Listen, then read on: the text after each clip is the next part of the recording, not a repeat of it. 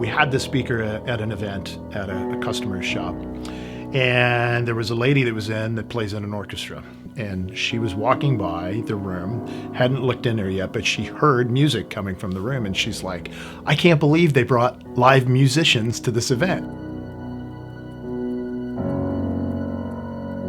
And she goes running into the room to find out there's no people actually in this room. It was this loudspeaker, and she's like, I have never heard a loudspeaker that sounded exactly like real musicians. And she was instantly in love.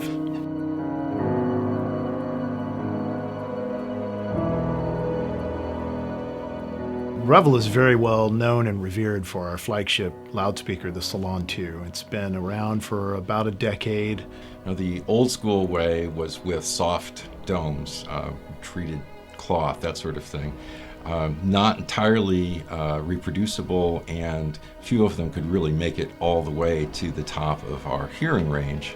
The magic in that speaker really came from the beryllium tweeter that was developed from that. Beryllium is a very expensive material to use for a loudspeaker, but it offers a lot of performance characteristics that can't be met with any other materials.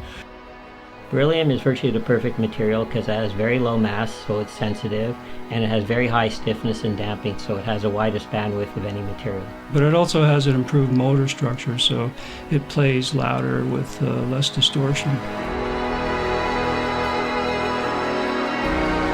We've got literally the world's leading research people, and in one major experiment that had huge ramifications, we learned that the first reflection on the sidewalls is very, very critically important to our perception of sound. If you look at the back of this, there's no straight lines anywhere on this. It's completely rounded back enclosure, and that helped acoustically, but it was also visually something that was different than the traditional, six-sided rectangular box that a lot of loudspeakers are.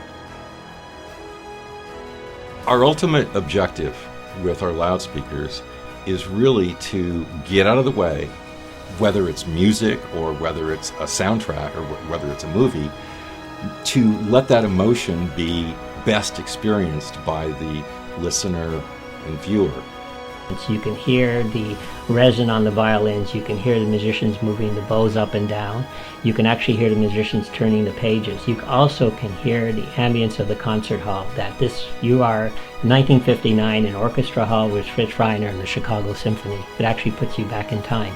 What our acoustic engineers have accomplished with this is a real testament to what Harman Luxury Audio is.